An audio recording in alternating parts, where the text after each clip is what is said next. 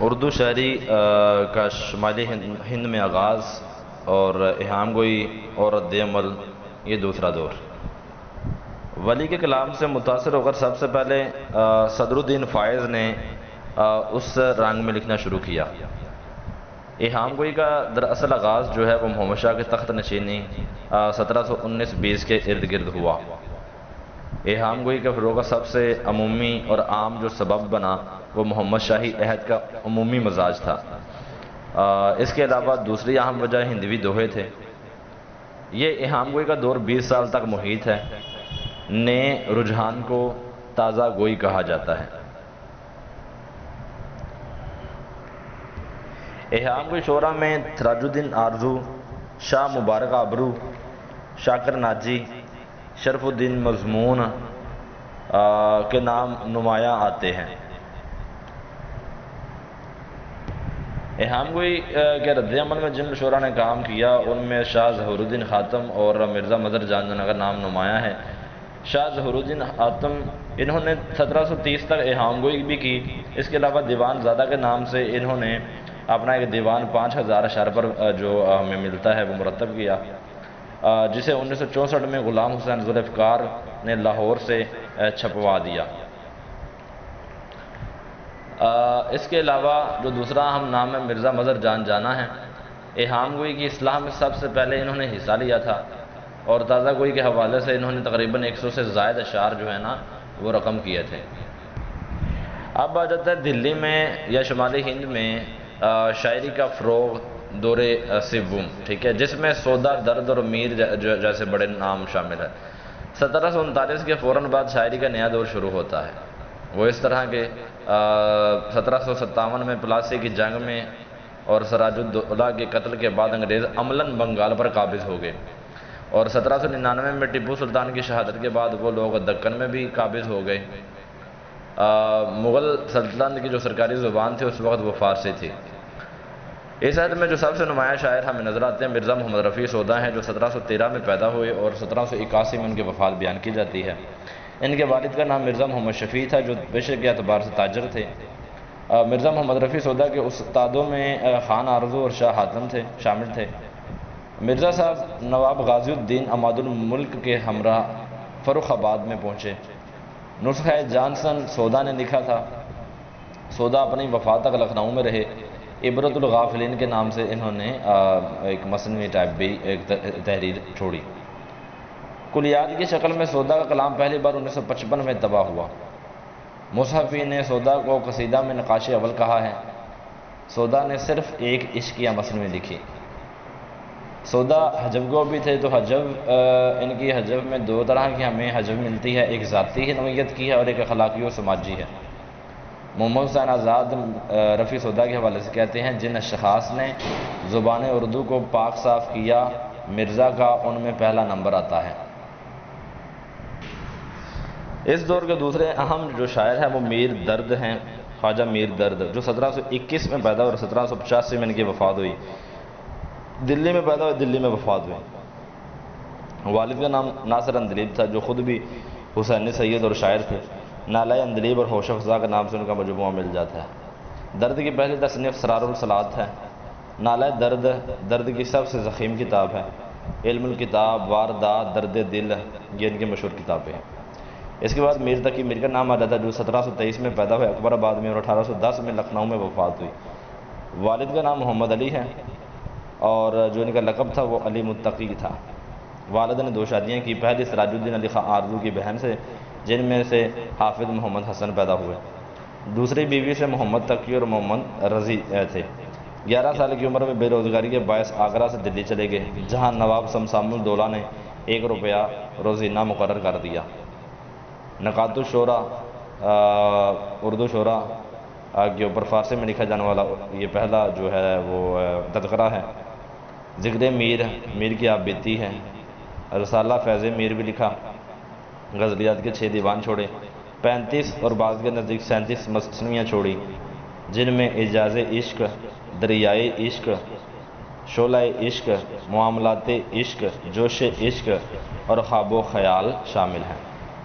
اس کے بعد نام آ جاتا ہے میر سوز کا۔ میر سوز کا اصل نام محمد سوز تھا۔ ان کے کلام کو زاہد ملیر احمد صاحب نے 2 جلدوں میں کلیات میر سوز کے نام سے تدوین کیا۔ اس کے بعد نام آ جاتا ہے قائم چاندپوری کا۔ محمد قائم نے مخزن نکات کے نام سے ایک تذکرہ چھوڑا۔ اس کے بعد نام آ جاتا ہے خواجہ میر اثر کا، جو محمد میر اثر ان کا نام تھا، محمد میر اثر، جو میر درد کے چھوٹے بھائی تھے۔ خواب و خیال کے نام سے انہوں نے ایک مثنوی بھی لکھی۔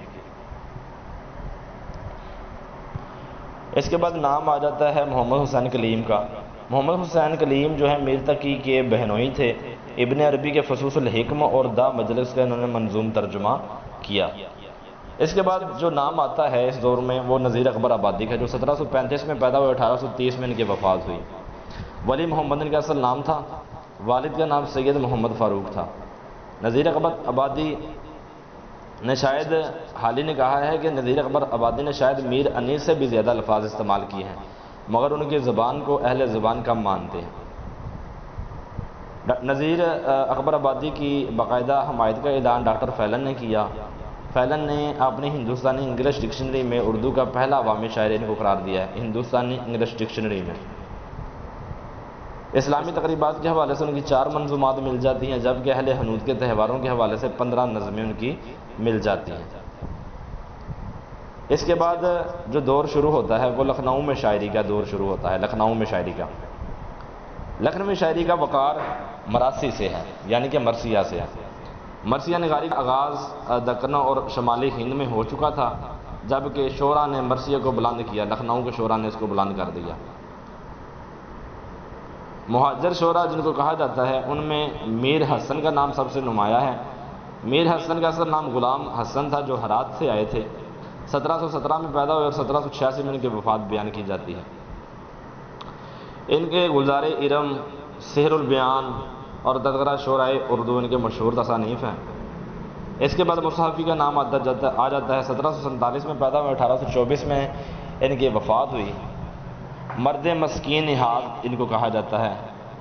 خلاصۃ العروض، مجمع الفوائد ان کے مشہور جو ہیں وہ تصانیف ہیں۔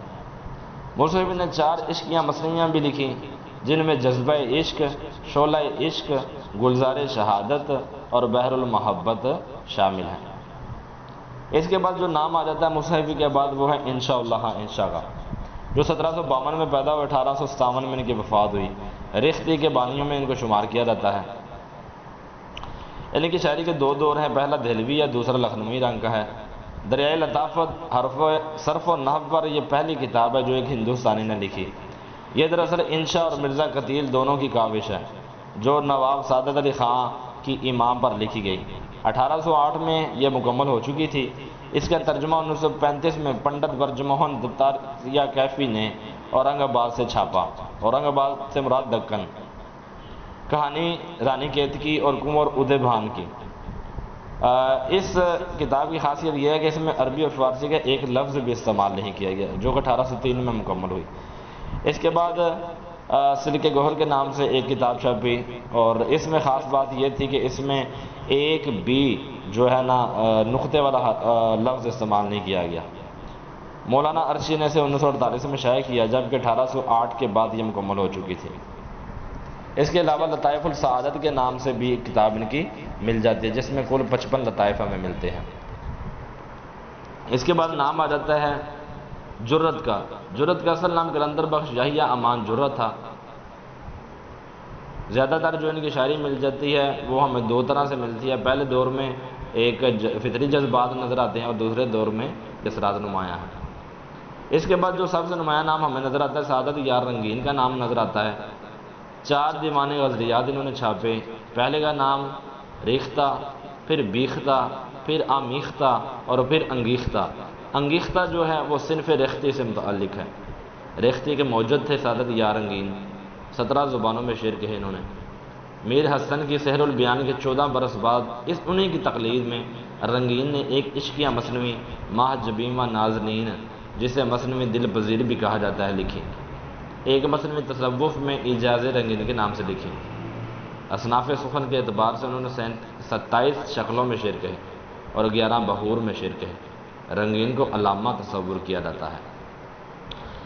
لکھنوی شاعری کے مہاجر شعراء کا نام بیان کرنے کے بعد ہم لکھنوی شعراء کی طرف آ جاتے ہیں، تو اس میں سب سے نمایاں نام امام بخش ناصح کا ہے۔ امام بخش ناصح 1772 میں پیدا ہوئے، 1838 میں ان کی وفات ہوئی۔ پہلوان شاعر ان کو کہا جاتا ہے۔ اردو زبان کے یہ مصلح تھے اور لکھنوی دبستان کے بانی تھے۔ معراج نامہ، مولد شریف، سراج نظم، یہ ان کے مشہور جو ہیں یہ مصنویاں ہیں۔ اس کے بعد خواجہ حیدر علی آتش کا نام ہے، جو 1764 میں پیدا ہوئے، 1846 میں وفات ہوئی۔ دبستان لکھنؤ کے بانیوں میں ان کا بھی نام شمار کیا جاتا ہے۔ ان کے والد کا نام علی بخش تھا، فیض آباد میں پیدا ہوئے تھے۔ کبوتر سے بے حد مانوس سے غزل کے 2 دیوان انہوں نے چھوڑے۔ اس کے بعد اگر ہم دیکھیں تو امانت لکھنوی کا نام آتا ہے۔ آغا حسن لکھنؤ میں 1848 میں اندر صبا کا قصہ لکھا۔ بعض کے نزدیک 1852 میں یہ قصہ لکھا گیا تھا اندر صبا کا، جہاں سے اردو ڈرامے کا آغاز ہوتا ہے۔ اس کے بعد دیا شنکر نسیم ہیں، جو 1812 میں پیدا ہوئے، 1845 میں ان کی وفات ہوئی۔ دیا شنکر نسیم جو ہیں کشمیری الاصل تھے، آتش کے یہ شاگرد تھے۔ گلزار نسیم جو ہے نا انہوں نے لکھا۔ گلزار نسیم دراصل عزت اللہ بنگالی نے فارسی نثر میں پہلے لکھا تھا۔ نہال چند لاہوری نے فورڈن کالج میں اردو میں نثر کیا، اور نسیم نے نہال چند کے نثری قصے کو منظوم کیا بس۔ اس کے بعد نام آ جاتا ہے مرزا شوق کا، 1783 میں پیدا، 1871 میں وفات پائی۔ مرزا شوق کی جو مشہور نظمیں مصنویاں ہیں ان میں زہر عشق، مخرب الاخلاق اور فریب عشق شامل ہیں۔ اس کے بعد ہم دیکھتے ہیں لکھنؤ میں مرثیہ نگاری۔ تو دلی میں مرثیہ لکھنے کا آغاز 3 بھائیوں مسکین، حزین اور غمگین نے کیا، جبکہ لکھنؤ میں مرثیہ کو دراصل ضمیر، دلگیر اور خلیق نے فروغ دیا۔ دلگیر دراصل ہندو تھے، مگر مرثیہ انہوں نے بھی کہے۔ ضمیر جو ہیں یہ مظفر حسین کا اصل نام تھا، اور یہ مصحفی کے شاگرد تھے۔ شبلی نعمانی کے بقول ضمیر نے سب سے پہلے مرثیہ کو موجودہ خلت پہنایا ہے۔ ضمیر نے رزمیہ لکھا اور سراپا ایجاد کیا۔ اس زمانے کے جو انیس الدبیر کے مرثیے تھے ان کے اجزاء مندرج ذیل ہیں: تمہید، پھر چہرہ، پھر سراپا، پھر رخصت، پھر آمد، پھر رزم، پھر رجز، پھر شہادت، پھر بین، اور اینڈ پہ دعا ہوا کرتے تھے۔ مرثیہ نگاری کا جو دور زرین سمجھا جاتا ہے وہ مرزا سلامت علی دبیر، جو 1803 میں پیدا ہوئے، 1875 میں ان کی وفات ہوئی۔ دلی میں پیدا ہوئے، والد کا نام مرزا غلام حسن تھا، لکھنؤ آ گئے تھے جو 15 برس کی عمر سے انہوں نے مرثیہ کا آغاز کیا۔ اس کے بعد میر ببر علی انیس ہیں، 1801 سے 1805 کے درمیان ان کی فیض آباد میں پیدائش ہوئی، 1874 میں ان کی وفات ہوئی۔ عمر کا حاصل تقریباً 2 لاکھ اشعار تھے ان کے، جن میں سے 50,000 6 جلدوں میں چھپ چکے ہیں۔ عارضہ طب کے باعث وفات ہوئی۔ امیر زادوں کی صحبت میں سپہ غری کا فن بھی انہوں نے سیکھا تھا۔ اس کے بعد ایک نام آتا ہے میر مونس، میر انیس کے چھوٹے بھائی تھے، بہت زودگو شاعر تھے یہ۔ شاعری کے یہ 2 مراکز یعنی کہ دلی اور لکھنؤ، ان کے علاوہ 18ویں اور 19ویں صدی میں اردو شاعری کا مرکز دلی اور لکھنؤ تھا۔ 18ویں اور 19ویں صدی میں اردو شاعری کا جو مرکز تھا وہ دلی اور لکھنؤ تھا، جبکہ اس کے بعد جو 20ویں صدی کا آغاز ہوتا ہے تو اردو شاعری کا جو ایک مرکز ہے وہ دلی اور لکھنؤ کے بجائے پنجاب بننا شروع ہو جاتا ہے۔ یہاں تک ہم نے اردو شاعری شمالی ہند سے لے کر پنجاب تک کا جائزہ لیا ہے معروضی اعتبار سے۔